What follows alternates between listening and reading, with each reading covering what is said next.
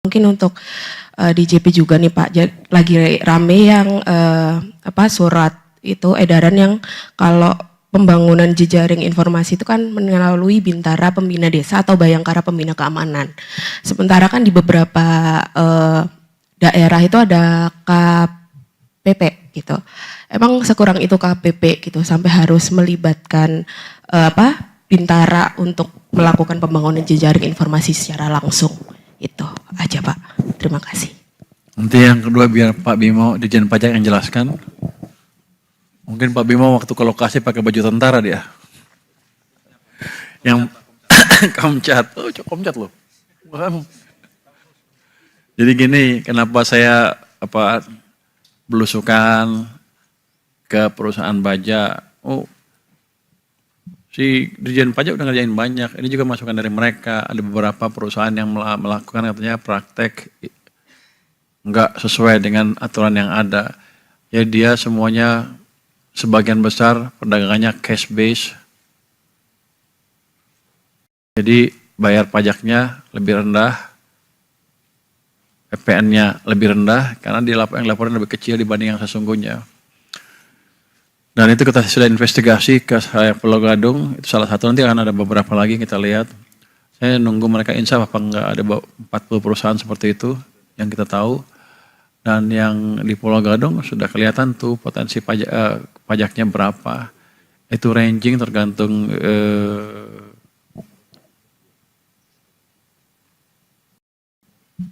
bukan pendeteksi, tergantung nanti seperti apa yang pasnya, berapa besar kita akan hukum segala macam. Itu antara 100 sampai 500 miliar rupiah pajak terhutangnya itu dari satu perusahaan selama beberapa tahun. Kan lumayan. Kalau ada banyak perusahaan kayak gitu kan saya bisa, kalau nggak dibayar dengan betul rugi banyak. Dan bukan itu aja. Dia menciptakan kompetisi tidak fair untuk perusahaan-perusahaan domestik yang bayarnya lebih jujur. Cash base, bukan cash base ya, betulan lah. Semuanya bayar PPN segala macam, sehingga sebagian perusahaan baja domestik tadi ngancam saya. Kalau nggak dibetulin, saya akan juga beroperasi secara gelap seperti perusahaan Cina. Jadi saya pikir saya mesti bereskan itu. Nah, ini belum selesai, ini baru satu. Nanti ada beberapa lagi, kalau mereka nggak insaf ya kita datangin lagi. Gimana Pak? Udah sebagian datangin Pak Dirjen katanya mau bayar. Tapi kita akan tetap cek betul nggak yang diklaim oleh mereka. Kita kan bisa cek macam-macam, cek listriknya seperti apa penggunaannya, cek importnya seperti apa. Jadi kalau nggak ini ketahuan. Dan kita punya ahli khusus auditor perusahaan-perusahaan yang biasa dengan cara perusahaan-perusahaan Cina membohongin pemerintah. Jadi sekarang tidak akan bisa lagi terjadi itu. Untuk yang itu Pak Binsa, silakan Pak Bimo jelaskan.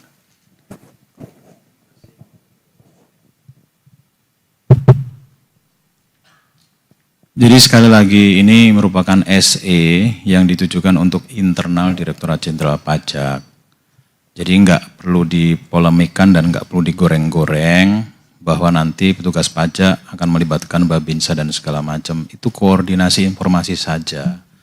Jadi di dalam kami menggali informasi, kami bekerja sama dengan multi stakeholders. Salah satunya memang Bintara Pembina Desa dan juga Bayangkara Pembina Keamanan dan Ketertiban Masyarakat. Jadi perangkat desa dan segala macam itu berkoordinasi dengan kita, bukan mereka kemudian dinarasikan merupakan pelaksana pemeriksaan maupun pemungutan pajak, sama sekali tidak. Jadi kehadiran di sana itu mendukung koordinasi bersama. Itu pun bukan senjata yang utama. Senjata yang utama udah lebih canggih. Jadi kita pakai CRM mesin kita, kemudian kita pakai observasi dari geotagging kita pakai Cortex kita. Apabila memang diperlukan klarifikasi, tentu di kewilayahan ada para pembina kewilayahan, kita kulonwun, kita minta informasi, kita bekerja sama penyediaan informasi. Jadi nggak perlu dibesar-besarkan di media, dan aturan ini sudah ada sejak tahun 2020 sebagai informasi, jadi hanya penyempurnaan yang dilakukan pada tahun 2026 izin, jadi seperti itu Pak Menteri. Oke, makasih Pak Dirjen. Terima kasih Pak atas kesempatannya. Saya Wildan dari DDTC News Pak. Mungkin sedikit terkait RUU PFI tadi, itu ada salah satu poin yang disampaikan oleh Pak Hekal di podium rapat paripurna, itu adalah ada ketentuan khusus, perpajakan khusus mengenai warisan Pak di Undang-Undang PFI yang sudah diketok palu ini. Nah itu perlakuan yang pajak warisan itu seperti apa ya Pak bentuknya Pak? Apalagi kan mungkin warisan di Indonesia ini kan sudah memang bukan objek pajak gitu Pak. Tidak berlakukan pajak warisan. Nggak ada pajak warisan, itu hanya penegasan yang taruh di situ tuh. Jadi nggak ada aturan lebih detail mengenai itu Pak, hanya menegaskan yang udah ada di Undang-Undang PPH-nya gitu Pak. Seperti itu ya. Lalu yang kedua sedikit Pak terkait perlakuan pajak atas zakat gitu Pak. Jadi beberapa Atas apa?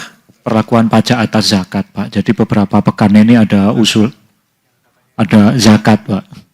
Ya, ada usulan dari MUI dan juga Basnas untuk memperlakukan pembayaran zakat itu sebagai kredit pajak Pak. Karena kan mungkin kalau sekarang kan WP bayar zakat itu kan diperlakukannya sebagai pengurang penghasilan Pak, bukan kredit pajak. Nah itu apakah Kemenki sudah menerima usulan ini ataupun sudah sempat berkoordinasi dengan MUI dan Basnas terkait ini Pak? Saya sudah dengar masukan itu, tapi saya nggak tahu suratnya udah sampai belum Pak Bimo.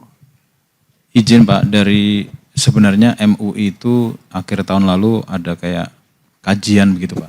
Tapi ya kajiannya kan sudah kita diskusikan juga bahwa aturan sekarang itu kita harus berlaku adil untuk semua umat beragama Bapak izin.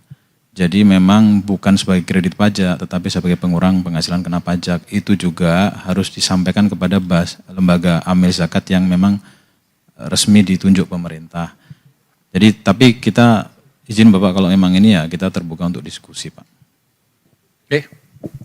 Mungkin terakhir Pak sedikit Pak mengenai struktur penerimaan beberapa waktu terakhir ini kan mungkin sejak adanya deposit pajak ini kan memang penerimaan pajak itu kan dipengaruhi oleh deposit yang udah disetor oleh WP gitu Pak. Nah itu bisa di breakdown nggak sih Pak di antara penerimaan sampai semester 1 ini yang merupakan deposit pajak itu porsinya berapa persen atau minimal nominalnya berapa triliun dari total penerimaan pajak yang udah diterima gitu Pak. Terima kasih Pak.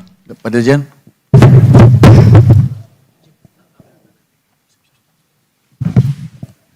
Kalau nggak bisa di breakdown ya nggak usah di breakdown Pak Dirjen, santai aja. Enggak Pak, ini Jawabnya nggak bisa. Ini wartawan atau auditor ini Pak. Sudah kami sampaikan Pak Menteri. Jadi sebenarnya sudah ada kode mata anggarannya ditujukan untuk jenis pajak apa, tapi memang statusnya memang diberikan keleluasan untuk deposit. Jadi memang clearance-nya tergantung wajib pajak, kita nggak bisa memaksakan. Itu merupakan sarana yang ada di Korteks Bapak.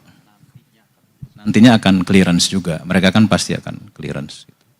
Mungkin kan ini kan kalau sampai Juni kan ada 1.000 tuh Pak, mungkin yang mungkin deposit yang masih statusnya masih gantung gitu itu ada berapa ratus atau berapa puluh triliun gitu sih Pak, mungkin sekedar mengklarifikasi angka yang ada aja Pak gitu Pak. Terima kasih Pak.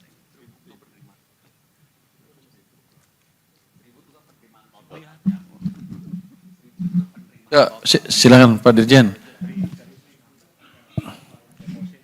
Oh. Ada 116. Ya.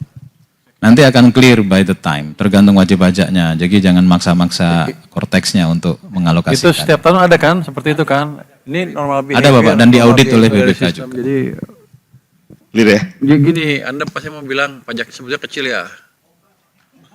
Oh, jadi mau nuduh apa? Ya enggak, artinya clear dari situ. Ini normal behavior, tapi pajak pendapatan seperti itu memang ada perbaikan di collection, tax collectionnya dari mereka, karena mereka bekerja lebih keras dibanding sebelumnya, dibanding tahun lalu lah misalnya. Kan tahun lalu negatif, sekarang udah positif 24% tadi ya, sampai dengan Juli berapa? 17 Juli hampir 24%. Itu pertumbuhan yang signifikan sekali. Baik, terima kasih Pak Menteri. Sebelah sini 2 ya. Oh iya, si Miss dari tadi. Miss Pak. Miss Pak, nama saya Miss Francisca, Pak. Saya Miss Francisca dari Bloomberg Technos, Pak. Saya berharap Bapak bisa ngejelasin ini ya, Pak. Ini Nggak bisa. Nanti Pak Suhadi yang jelasin atau Pak ini aja Pak Yuda. Pak, jadi sebelumnya itu omongan ini datang dari Pak Misbakun. Pak Misbakun itu bilang soal PFII, dia bilang kan pajak 0% itu selama 50 tahun, Pak. Nah terus kalau kita lihat dari RUU-nya, saya karena belum lihat UU-nya, itu kan juga bisa perusahaan nasional dan perusahaan asing yang invest di situ. Cuman saya mau tahu dari Bapak, sebenarnya siapa aja sih yang bisa invest di situ gitu? Kalau misalkan perusahaan maksudnya dalam negeri, berarti kan kayaknya cuma orang super kaya ya Pak yang bisa invest di situ kalau targetnya tinggi banget. Berarti juga kemungkinan kalau 0% pajaknya ada potensial loss berarti. Kenapa potensial loss? Kalau dia pindah dari sini ke sana, dari dalam negeri situ, iya. Tapi kan itu kayaknya nggak segampang itu. Yang kita harapkan adalah uang-uang dari luar masuk ke situ. Jadi sekarang saya nggak punya uang itu kan di sana, ya 0. Begitu masuk, 0 juga, nggak ada potensial loss. Yang ada potensial gain bukan dari tax-nya, tapi dari uang-uang itu bisa dipakai untuk membiayai pembangunan di sini, bisa juga beli bond saya, sehingga ketika saya terbitkan misalnya global bond dolarnya, ada yang beli, sehingga saya juga nggak tertekan di pasar global untuk permintaan dolar kita. Jadi itu nantinya akan membantu menstabilkan nilai tukar kita juga. Jadi bukan potensi loss, yang ada potensi gain. Kalau Anda income to tax income yang itu, ya 0. Tapi berarti perusahaan Indonesia ada S dan K-nya gitu Pak kalau mau invest di situ? Investor maksudnya apa? Penyelenggara atau apa? Investor dari dalam negeri maksudnya Pak? Yang siapa aja yang mau di situ, invest di situ? Atau memang itu untuk asing aja Pak?